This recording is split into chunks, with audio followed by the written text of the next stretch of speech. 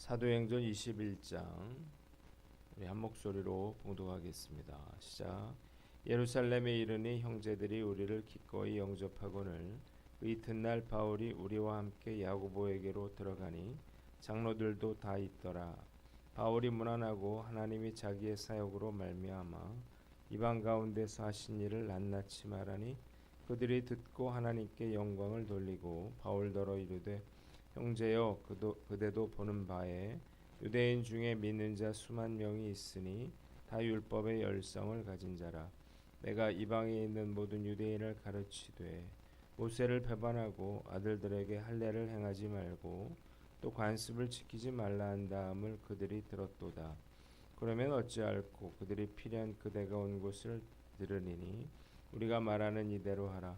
서원한 네 사람이 우리에게 있으니 그들을 데리고 함께 결례를 행하고 그들을 위하여 비용을 내어 머리를 깎게 하라. 그러면 모든 사람이 그대에 대하여 들은 것이 사실이 아니고 그대도 율법을 지켜 행하는 줄로 알 것이라.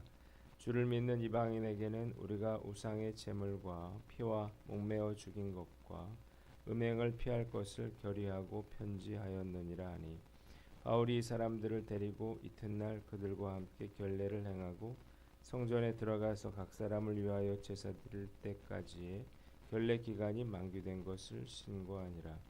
그 이래가 거의 참에 아시아로부터 온 유대인들이 성전에서 바울을 보고 모든 무리를 충동하여 그를 붙들고 외치되 이스라엘 사람들아 도오라. 이 사람은 각처에서 우리 백성과 율법과 이곳을 비방하여 모든 사람을 가르치는 그자인데 또 헬라인을 데리고 성전에 들어가서 이 거룩한 곳을 더럽혔다 하니 이는 그들이 전에 에베소 사람 드로비모가 바울과 함께 시내에 있음을 보고 바울이 그를 성전에 데리고 들어간 줄로 생각함이러라.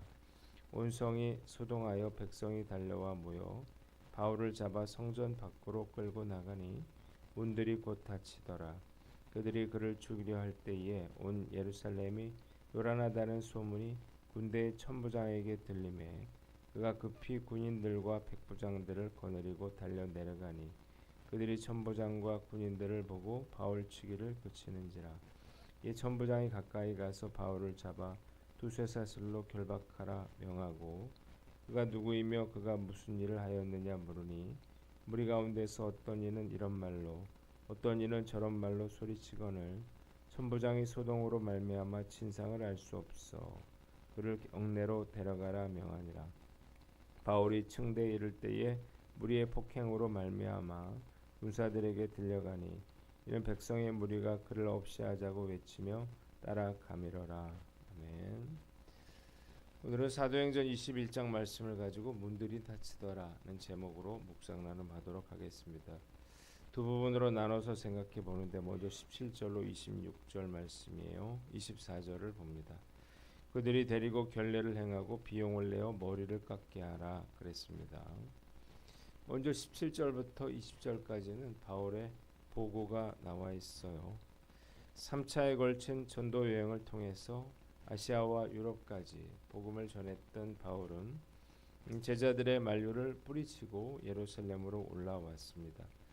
그러자 예루살렘 교회 성도들은 바울 일행은 반갑게 그렇게 맞아 주었는데 바울은 야고보와 장로들을 만나서 전도여행을 통해서 하나님께서 이방인들을 구원하신 일에 대해서 보고하고 마게도냐와 아가야 지방의 교회에서 모금한 헌금을 전달하게 됩니다. 예루살렘 교회 장로들은 바울의 보고를 듣고 난 후에 하나님께 영광을 돌립니다. 두 번째 20절로 26절 본문인데 야고보와 장로들의 조언에 대해서 나와 있습니다. 그러자 예루살렘 교회 지도자들은 바울에게 좋지 않은 소식을 하나 전합니다. 즉 예루살렘 교회 유대인 신자들이 바울에 대해서 오해를 하고 있다는 것입니다. 바울이 이방 지역에 살고 있는 유대인 신자들에게 모세 율법과 규례를 지키지 말고 아들들에게도 할례도 시키지 말고 모세를 배척하라 이렇게 가르쳤다는 거예요. 이들이 바울이 왔다는 소식을 들었을 텐데 어떻게 하면 좋을지 모르겠다는 것입니다. 야고보와 장로들은 바울에게 한 가지 제안을 해요. 지금 예루살렘 교회에 나시린으로 서원한 사람 4명이 있는데 그들이 가난해서 머리를 깎는 그런 결례를 행하지 못하고 있다는 것입니다. 그런데 만일 바울이 돈을 내서 그들이 머리를 깎도록 도와주면 모든 사람들이 그에 대한 소문이 잘못된 것이라는 사실을 알게 되어 오해가 풀리지 않겠느냐는 것입니다. 바울은 이들의 요청을 받아들여서 다음날 이들을 데리고 함께 정결 예식을 행한 뒤에 성전에 들어가서 각 사람을 위해 예물을 바칠 날짜를 신고하게 됩니다. 한번 따라해 봅시다. 거짓 소문을 경계하라. 자, 바울이 유대인들에 의해서 핍박받았던 가장 큰 이유가 뭐였습니까? 거짓 소문 때문이었습니다. 이방 신자들에게 율법과 규례를 지키지 말고 모세를 배척하라 이렇게 그가 지시했다는 가르쳤다고 하는 그런 악의적인 소문이 퍼지면서 바울을 불신하고 그를 해칠 생각을 하게 된 것입니다. 이렇게 가짜 소문이라든지 가짜 뉴스로 인해서 고통받는 분들이 점점 늘어나고 있습니다. 근데 문제는 이런 일이 세상에서뿐만 아니라 교회 내에서도 일어나고 있다는 것입니다. 이런 거짓과 악의적인 소문은 교회의 하나됨을 파괴하고 교회 사역이 지대한 피해를 입게 만드는 그런 악한 행동인 것입니다.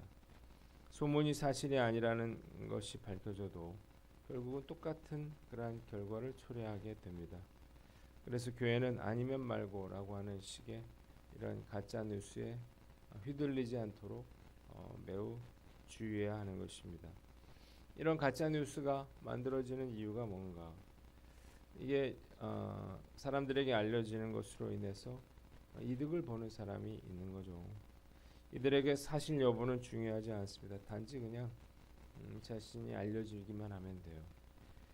조회수 같은 거 이런 것 때문이죠.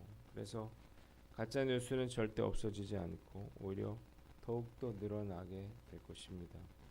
때문에 이 가짜 뉴스를 잘 분별하는 게 중요한데요. 어떤 이야기를 들을 때 우리가 염두에 낼 것은 한쪽의 일방적인 이야기만 듣고 단정지어 판단해서는 안 된다는 것입니다. 확인도 하지 않고 여론 재판으로 어떤 사람을 죄인으로 그렇게 단정해 버린다 그러면 나중에 사실이 밝혀져도 그 억울함과 고통은 보상받을 수 없는 것입니다. 가짜 뉴스를 과연 누가 믿을까 싶지만 이 가짜 뉴스를 믿는 사람들이 참 많죠. 이유가 뭐예요? 사실이 중요하지 않고요. 내가 그렇게 믿고 싶기 때문입니다. 제가 나이를 먹고 알게 된 가장 놀라운 사실 중에 하나는 많은 사람들이 정의와 진실에는 큰 관심이 없더라는 것입니다.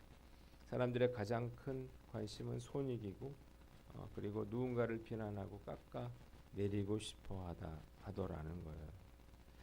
아까 말씀드린 것처럼 이런 피해는요 나중에 무죄 판결을 받더라도 아무런 피해 보상도 받을 수 없다고 하는 것입니다. 한번 찍힌 낙인은 없던 곳으로 되돌리기 어려워요. 그래서 우리가 이런 악의적인 소문, 가짜 뉴스를 들을 때 반드시 사실부터 확인해서 억울한 사람이 생기지 않도록 해야 하는 것입니다. 교회가 이러한 근거 없는 말들에 휘둘리지 않도록 그렇게 노력하는 저와 여러분들 되시기를 주님의 이름으로 축원합니다.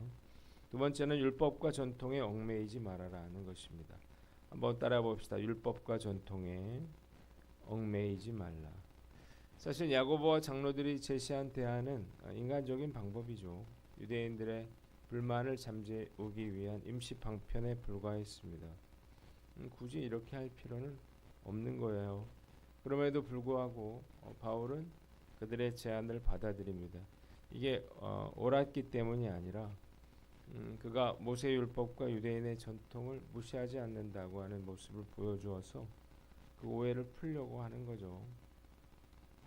자, 바울은 소요를 두려워하지 않았어요. 왜냐하면 그는 이미 예루살렘에서 핍박받고 결박당할 것을 알고 있었습니다.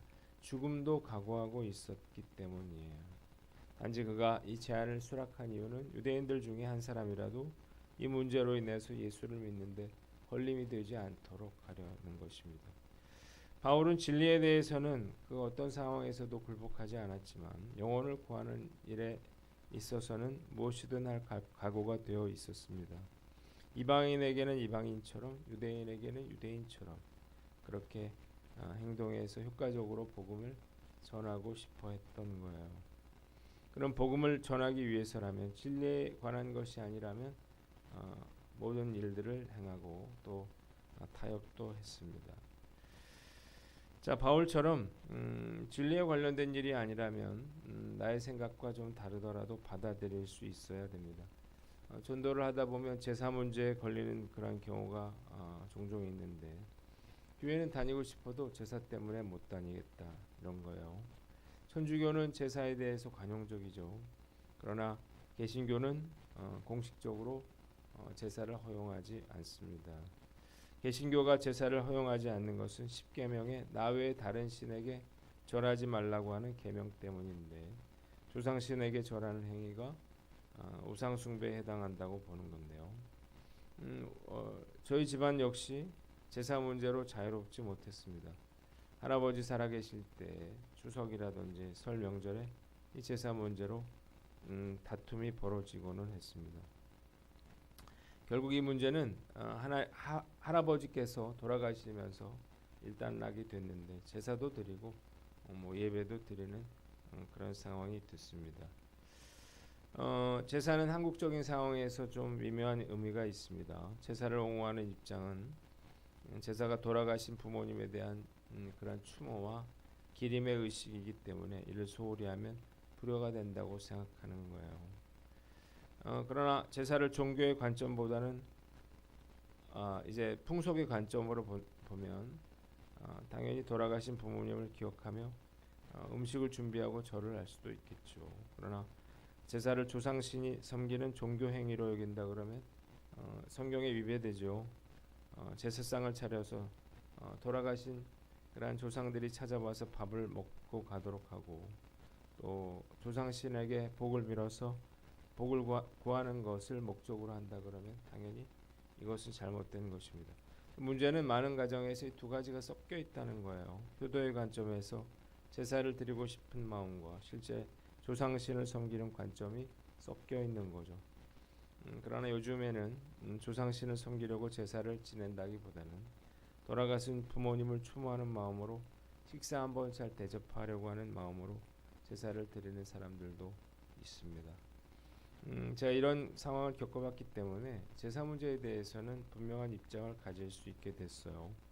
제사가 기독교 진리에 관한 본질적인 문제라면 목숨을 바쳐서라도 지켜야 되겠지만 비본질적인 문제라면 사도 바울처럼 목회적인 관점에서 받아들일 줄도 알아야 한다는 것입니다.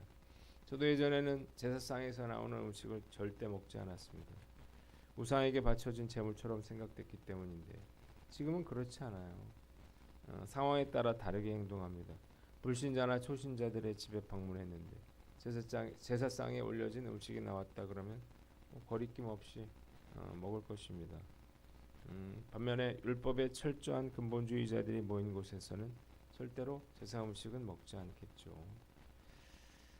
제사 문제 때문에 교회 못 나오겠다 이렇게 말하는 사람을 보면 저는 일단은 제사를 지내도 괜찮다 이렇게 말해요. 뭐가 더 중요합니까? 그가 교회 나오는 게 중요하죠. 구원받는 게 중요하죠. 나중에 얼마든지 제사 문제에 대해서 가르치면 됩니다. 나중에 성역 공부를 할 때 저는 왜 개신교가 이 제사를 반대하는 것인가에 대해서 자세히 설명을 해주고 추도 예배로 제사를 대체하도록 권유해 줍니다. 그리고 성도들에게 만일 자녀들이 나를 신으로 여기고 복을 빌고 제사를 드린다면 이것이 과연 옳은 일이고 하나님이 원하시는 일이겠냐 이렇게 물어요. 그러면 대부분 아니라고 하죠. 자, 너무나 전통과 율법에 얽매일 필요는 없습니다. 본질에 관련된 것이 아니라면 여유 있는 마음을 가져야 하는 것입니다. 율법과 형식보다는 본질이 훨씬 더 중요하기 때문이죠. 기독교의 본질은 뭔가요? 사랑이에요. 예수님은 죄인을 부르러 오셨습니다. 99마리의 양만큼 잃어버린 한 마리의 양도 귀하게 여기셨어요. 하나님의 율법인 성경을 한 단어로 말한다 그러면 사랑이라고 하는 단어로 집약시킬 수 있습니다. 수많은 율법도 결국 사랑하라고 주신 거죠. 율법을 다 지켜도 사랑이 없으면 아무런 소용이 없는 것입니다. 오늘날 어떤가 돌아보고 우리가 율법과 전통에 얽매이지 않는 저와 여러분들 되시기를 주님의 이름으로 축원합니다. 두 번째 본문은 27절로 36절인데요. 백성이 달려와 30절 바울을 성전 밖으로 잡아 끌고 나가니 문들이 닫히더라 그랬습니다. 27절로 30절에 유대인들이 군중들을 충동질하여 바울을 성전 밖으로 끌어냅니다. 유대인 신자들의 오해를 풀기 위해서 일주일간의 결례의식이 끝나가고 있는데 아시아에서 온 유대 사람들이 성전에 있는 바울을 알아봤어요. 그리고 그를 붙잡아 놓고 군중들을 충동질했습니다. 바울이 이방인들에게 율법과 성전을 무시하여 가르치고 그리스 사람들을 성전 안으로 데리고 들어와서 성전을 더럽혔다는 것입니다. 이는 에베소 사람 드로비모가 바울과 함께 성내에 있는 것을 보고 바울이 드로비모를 성전 안에 데리고 들어왔을 것이라 생각했기 때문이에요. 그래서 바울은 흥분한 유대인들에 의해서 성전 밖으로 끌려나와 죽을 위기에 처하게 됩니다. 31절로 36절 천부장이 바울을 구출하게 되는데 그들이 바울을 때려 죽이려고 할 때 보고를 받은 천부장이 군인들을 이끌고 가서 바울을 구출합니다. 천부장이 이 일에 대해서 묻자 무리들은 저마다 다른 주장을 했고 이 천부장은 바울을 병영 안으로 끌고 가라고 명령하게 됩니다. 바울이 층계에 이르렀을 때 군중들의 폭행으로 인해서 군인들이 바울을 둘러엎고 메고 가야만 했습니다. 흥분한 군중들은 바울을 죽여 없애라 이렇게 외쳤고요. 그러나 천부장의 계획으로 바울은 극적으로 목숨을 건질 수 있게 됩니다. 한번 따라해 봅시다. 반대와 핍박을 이겨내라. 자, 바울은 유대민족이나 율법 그리고 성전을 더럽힌 적이 없었습니다. 그런데 바울을 미워하고 시기한 그들이 제대로 확인도 하지 않고 바울을 죽이려고 하는 거죠. 만약 이것이 정확한 사실에 근거했다 하더라도 정당한 법 절차를 거쳐서 처벌을 해야 마땅했습니다. 이성을 잃은 백성들의 폭행으로 인해서 목숨을 잃을 위기에 처한 바울은 천부장의 개입으로 극적으로 죽음을 면하는데요. 바울은 이 모든 상황들을 담담하게 받아들입니다. 모든 일이 성령께서 허락하신 일임을 그가 잘 알고 있었기 때문인데 그리스도인들은 억울하고 또 핍박을 당한다 하더라도 이렇게 묵묵히 참고 이겨내야 합니다. 저도 이런 일이 언제 있었나 생각해 봤는데 20여 년 전에 교회에서 억울하게 쫓겨날 뻔한 적이 있었습니다. 중등부 전도사를 하고 있었는데 그 인사위원회에서 제가 경질됐다는 이야기를 전해 들었습니다. 이유는 첫째로 설교를 못한다, 둘째로 중등부 아이들이 저를 싫어한다, 셋째로 교사들이 싫어한다는 거예요. 경질 사유가 참 억지라는 생각이 들었는데 나중에 알고 보니까 저를 쫓아내고 제 자리로 오고 싶었던 분이 말레이시아 그때 아울리치를 진행하는 과정에서 불만을 품은 사람들과 힘을 합쳐서 다임 목사님께 찾아가서 저를 내보내야 한다 이렇게 충동질했다는 거예요. 저는 이야기를 듣고 아무 이야기도 하지 않았습니다. 그냥 하나님께 금식하면서 엎드렸어요. 그리고 기도원에서 나왔는데 연락을 바로 받게 됩니다. 없던 일이 됐다는 거예요. 만약 그때 제가 쫓겨났다 그러면 교회 개척은 하지 못했을지도 모릅니다. 신앙생활을 하다 보면 다른 사람들로부터 이렇게 억울한 일을 당할 수 있습니다. 비방과 핍박을 당할 수가 있습니다. 예수님을 따라가는 길은 쉽지 않습니다. 우리가 이 사실을 분명하게 알고 믿음의 길을 가야 하는 거예요. 결국에는 어떻게 됩니까? 하나님께서 그 억울함에서부터 그 문제를 해결해 주시고 나를 그 고통으로부터 구원해 주실 것이기 때문이에요. 오늘 어떤가 살펴보고 우리가 믿음으로 어떤 어려움이 있어도 끝까지 믿음의 길을 달려나가는 저와 여러분들 되시기를 주님의 이름으로 축원합니다. 기도하겠습니다. 하나님 아버지, 거짓 소문을 경계하고 율법과 전통에 얽매이지 않고 간대와 핍박도 이겨내는 저희들이 되게 하여 주시옵소서.